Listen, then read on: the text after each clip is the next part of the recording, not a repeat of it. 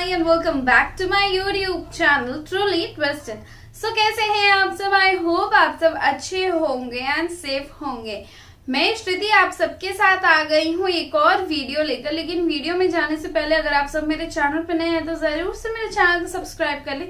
Video अगर आप सबको पसंद आता है तो जरूर से एक लाइक दे दें। वैसे ये वीडियो है वर्ल्ड अफेयर्स से एंड जैसे कि आप सबको पता है कि रशिया एंड यूक्रेन का वॉर काफी ज्यादा इंटेंस हो चुका है एंड कुछ ज्यादा ही क्या ही बोलूं, मतलब खराब सिचुएशन हो रखा है वहां। लेकिन उसी बीच ये वीडियो आया है जिसमें लिखा है Ukraine is building a dirty nuclear bomb with USA's help, claims Russia, Ukraine Russia war. अब ऐसा क्या न्यूक्लियर बॉम्ब बनाया जा रहा है जो कि रशिया क्लेम कर रहा है? अब पता नहीं क्लेम करने से तो नहीं होता, वो रियलिटी है या नहीं वो तो ये वीडियो देखकर ही पता चलेगा। तो चलिए फटाफट इस वीडियो को देखते हैं। So guys let's begin the video. नमस्कार and welcome to world affairs. Now Prashant Dhawan. Now Ukraine पर एक बहुत ही बड़ा आरोप लगाया है रशिया ने ओपनली बोल दिया है कि यूक्रेन एक डर्टी न्यूक्लियर बॉम्ब बना रहा है और यूएसए ने हेल्प भी करनी स्टार्ट कर दी है। ये ऑफ कोर्स रशिया का क्लेम है। आप इंटरनेशनल मीडिया में देखोगे तो वहां पे लिखा हुआ है हर जगह कि ये सिर्फ रशिया का आरोप है। रशिया ने कोई यहाँ पर एविडेंस नहीं दिखाया कि जेन्युइनली यूक्रेन ने एक डर्टी न्यूक्लियर बॉम्ब चेर्नोबिल में बनाना स्टार्ट कर दिया है। यहाँ पर आप देखोगे Russia without evidence says Ukraine making dirty bomb. अब अगेन यहाँ पे आप कह सकते हैं एविडेंस क्या दिखाया रशिया, यहाँ पर कुछ इसका एविडेंस होता है नहीं। देखिए ये बात भी ठीक है, ये भी बिल्कुल एक जस्टिफाइड आर्ग्यूमेंट होगी कि ये तो एक इंटेलिजेंस वाली बात होती है। रशिया यहाँ पर क्या दिखाएगा, फोटोज दिखाएगा या फिर कुछ जो इनके जासूस हैं उनके नाम बताएगा कि इस जासूस ने ये बताया है। तो रशिया के जो ये क्लेम्स हैं इनको ऑल टुगेदर रिजेक्ट कर पाना भी बहुत ही मुश्किल होगा और ये कोई बड़ी बात नहीं होगी कि यूएसए ने इस सब में यूक्रेन की हेल्प करना भी स्टार्ट कर दिया हो। रशिया ने यह भी क्लेम किया है कि US could help Ukraine to develop nuclear weapons. Now पहली बात तो यहाँ पे आपको समझना होगा कि डर्टी बॉम्ब होता क्या है, व्लादिमीर पुतिन इससे पहले क्या कह चुके हैं और क्या जेन्युइनली एक टाइम पर यूक्रेन के पास न्यूक्लियर वेपन्स थे और क्या उसका यहाँ पर कुछ रोल हो सकता है। सब कुछ यहाँ पे होगा क्रिस्टल क्लियर। नाउ सबसे पहले यहाँ पे आपको समझना होगा कि रशिया का जो सरकारी मीडिया है इन लोगों ने ये कहा है कि इनके इंटेलिजेंस सर्कल में एक बहुत ही रेप्यूटेड इंसान ने ये क्लेम किया है, मतलब कि रशियन गवर्नमेंट से ही एक ऑफिशियल ने ये क्लेम किया है कि यूक्रेन एक प्लूटोनियम बेस्ड डर्टी बॉम्ब बना रहा है, डर्टी न्यूक्लियर बॉम्ब बना रहा है। और ये पहली बार नहीं है जब रशिया की तरफ से ये आरोप आया है। आपको याद होगा जब ये वॉर स्टार्ट हुई थी उससे पहले व्लादिमीर पुतिन ने 24 फेब को एक स्पीच दिया था। उस स्पीच में उन्होंने ये कहा था कि हम यूक्रेन पर एक ऑपरेशन करेंगे, ये एक डीमिलिटराइजेशन वाला ऑपरेशन होगा। और इस स्पीच के बीच में पुतिन के मुंह से ये भी निकल गया था कि हम लोग जानते हैं कि यूएसएसआर की टेक्नोलॉजी को यूज करके यूक्रेन ने काफी बार न्यूक्लियर बॉम्ब बनाने की कोशिश भी करी है। हालांकि उसके बाद इन्होंने ये ऐड नहीं किया कि क्या यूक्रेन इसमें सफल हुआ था या नहीं हुआ था। वेस्टर्न मीडिया ने उस वक्त पुतिन के क्लेम को ये कह दिया कि पुतिन की एक कॉन्स्पिरेसी थ्योरी है जिसमें उन्होंने ये कह दिया है कि Ukraine is on a path to nuclear bomb. Now अगर आप मुझसे पूछें कि क्या यूक्रेन जेन्युइनली एक न्यूक्लियर बॉम्ब बना रहा होगा, तो देखो न्यूक्लियर बॉम्ब बनाना जैसे कि आप समझ पाए होंगे एक बहुत ही डिफिकल्ट प्रोसेस होता है। इसके लिए आपको प्लूटोनियम को एनरिच करने की फैसिलिटी चाहिए होती है, आपके पास सेंट्रीफ्यूजेस होने चाहिए। इन सब का कोई भी एविडेंस यूक्रेन के पास नहीं मिला है। तो मोस्ट प्रॉब्ली यूक्रेन एक प्रॉपर न्यूक्लियर बॉम्ब नहीं बना रहा। हो सकता है कि ये एक डर्टी बॉम्ब बना रहे हो। नाउ डर्टी बॉम्ब क्या है ये जानने से पहले यहाँ पर ये भी जान लो कि क्या यूक्रेन के पास इतिहास में एक बार न्यूक्लियर वेपन्स थे या नहीं। इसको लेकर काफ़ी मिसअंडरस्टैंडिंग भी है आज के समय। देखिए आप सबको पता होगा कि 1991 में यूएसएसआर टूट गया था और यूएसएसआर का ही पार्ट था एक टाइम पर यूक्रेन। अब आप इमेजिन कर सकते हैं कि जब ये पूरा हिस्सा एक ही देश था तब उस वक्त यूक्रेन की धरती पर भी न्यूक्लियर मिसाइल्स डिप्लॉय किए गए थे डिफेंस पर्पस के लिए। फिर अचानक से यहाँ पर जब देश टूट गया, सडनली देश टूट गया, तो कुछ न्यूक्लियर मिसाइल यूक्रेन में ही रह गए। और ना सिर्फ यूक्रेन में, इंटरेस्टिंगली कुछ न्यूक्लियर मिसाइल कजाकिस्तान में, उज्बेकिस्तान, इन कंट्रीज में भी रह गए थे।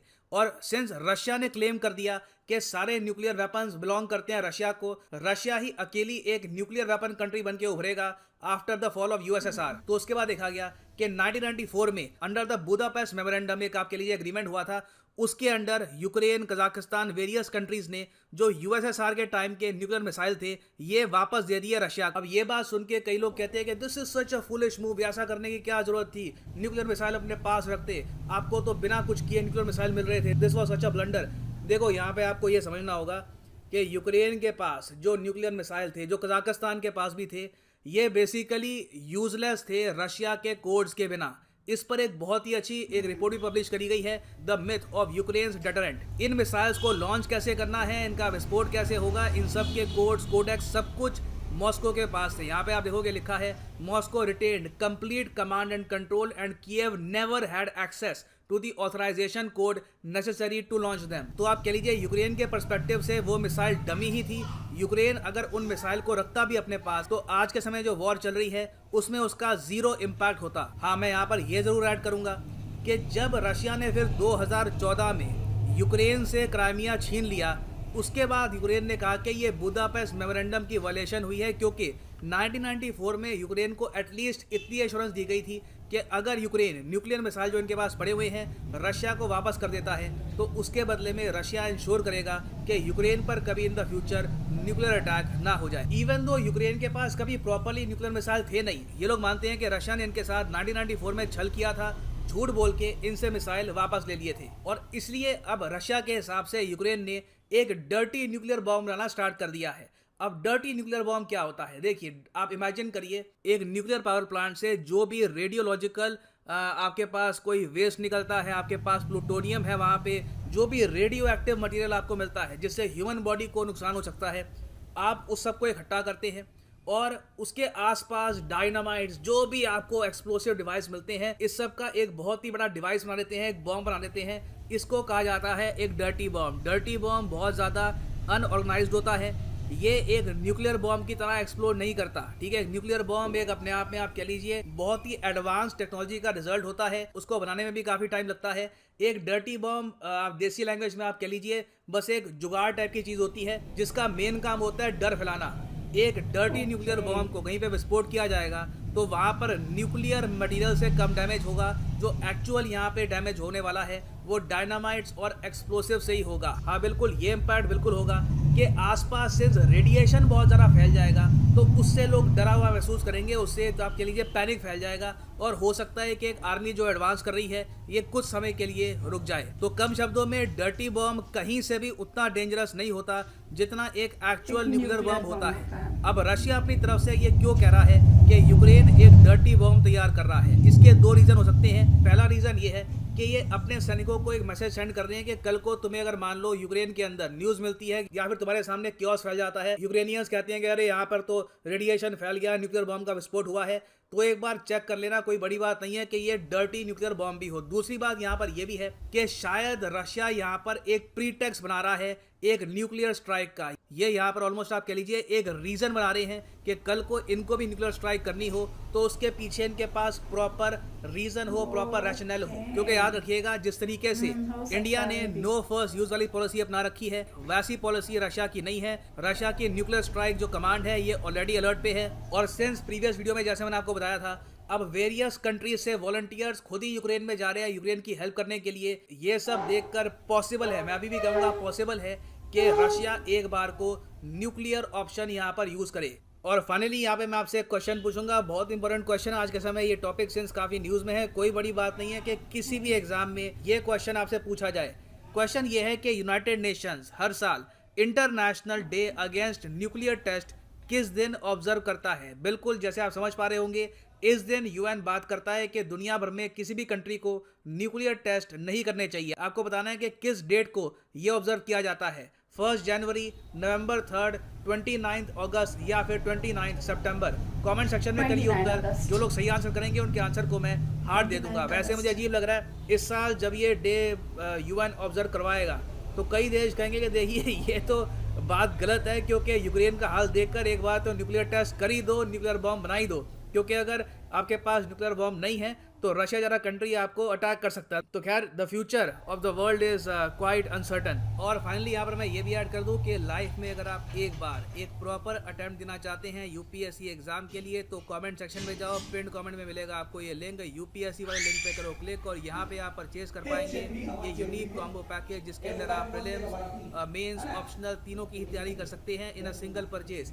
ये सारे कोर्सेज अनअकैडमी पे जाकर अलग अलग अपनी कार्ट पे डालोगे फिर परचेज करोगे, यू विल हैव टू पे 10 to 15,000 रुपीज़ एक्स्ट्रा। कॉम्बो में आपकी सेविंग होती है। तो क्लिक करिए पिकअप प्लान पर। और अगर आपके पास अभी टाइम है, अगर मान लीजिए 2-3 साल का टाइम है, आराम से 2025 में एक प्रॉपर जेन्युइन अटेम्प्ट देना यूपीएससी का, तो आप 24 या फिर 36 महीने का जो कोर्स है ये कर सकते हैं परचेज। मगर जो प्राइसेस यहाँ पर लिखे हैं पे करने की आवश्यकता नहीं है, सिंपली यहाँ पर कोड डालिए PD10 and the prices will just start following. So use the code PD10 and save money. तो इसी के साथ ये है वीडियो का। Thank you for listening and as always God bless you all. So guys, ये international day against nuclear test 29th of August को ये होता है एंड ये आई थिंक स्टैब्लिश हुआ था 2 दिसंबर 2009 को। जो भी है ये, लेकिन आज ये जो वीडियो है nuclear test, nuclear bombs and dirty bomb, चलिए अच्छा है मुझे इस बारे में डिफरेंस पता चल गया कि न्यूक्लियर बॉम्ब अलग होता है एंड डर्टी बॉम्ब अलग होता है। मुझे तो डर्टी बॉम्ब सुन के मुझे लगा कुछ होगा गंदा सा बॉम्ब, लेकिन कहीं ना कहीं मैं सही हूँ इस बारे में भी हाँ, क्योंकि डर्टी बॉम्ब उस तरीके का बॉम्ब है जो कि सिर्फ एक डर पैदा करता है एंड मे बी उसका रेडिएशन एंड ऑल थोड़ा हैम्पर होगा, हार्मफुल होगा, बस दैट्स इट। उससे ज्यादा वैसा कुछ नहीं है। बल्कि न्यूक्लियर बॉम्ब एक बहुत ही बड़ा होता है एंड आप सबको पता है वो अगर डिप्लॉय हो गया तो फिर क्या ही हाल होने वाला है, फिर कंट्री का कुछ नहीं रहने वाला, सब तहस नहस होके रह जाएगा। ये तो बहुत अच्छी बात है कि हम इंडिया में रहते हैं एंड हम यहाँ पे बहुत ही सेफ हैं। ऐसा कुछ भी चीज हमें फिलहाल फेस करना नहीं पड़ रहा है। हमारे सोल्जर्स, हमारे यहाँ का पॉलिटिशियंस, मतलब जो भी है गवर्नमेंट, सब चीज बहुत ही स्ट्रांग है फिलहाल कि ऐसा कुछ भी सिचुएशन ना कभी आएगा और ना कभी आना चाहिए। एंड रहा बात रशिया एंड यूक्रेन का वॉर का, तो ये खत्म होने का नाम ही नहीं ले रहा है। बस दिन भर दिन एक एक स्टेप बढ़ बढ़ के आगे ही बढ़ता चला जा रहा है, जो कि बहुत ही खराब लग रहा है देखने को। मतलब थोड़ी सी ह्यूमैनिटी रखनी चाहिए यार, मतलब ये सब चीज एंड कर देना चाहिए, लेकिन एंड होने का कोई नाम नहीं है। अब पता नहीं रशिया इस चीज को लेके क्लेम कर रहा है कि यूक्रेन बॉम्ब बना रहा है with the help of USA, लेकिन सच्चाई कितनी दूर है वो पता नहीं। मे बी रशिया को वॉर करना है, nuclear weapons and nuclear bomb शायद से ब्लास्ट वगैरह कुछ करवाना है यूक्रेन में, may be, I don't know. इसी वजह से तो कहीं ऐसा नहीं बोल रहे हैं, पता नहीं। अगर आप सबको क्या लगता है इस टॉपिक से रिलेटेड जरूर से मुझे कमेंट सेक्शन पे बताएं, मैं आप सबके कमेंट्स का जरूर से रिप्लाई करूंगी। एंड अगर आप सबको ये वीडियो पसंद आया है तो जरूर से इस वीडियो को एक लाइक दे दे। चैनल पे नए हैं तो चैनल को सब्सक्राइब कर ले, साथ ही बेल आइकन को प्रेस करना ना भूले ताकि आप सबको मेरी लेटेस्ट एंड अपडेटेड नोटिफिकेशन सबसे पहले मिले। और इस वीडियो का लिंक आप सबको डिस्क्रिप्शन में मिल जाएगा, साथ ही मेरा इंस्टाग्राम आईडी भी, तो जरूर से जाके मुझे इंस्टाग्राम पे फॉलो कर ले।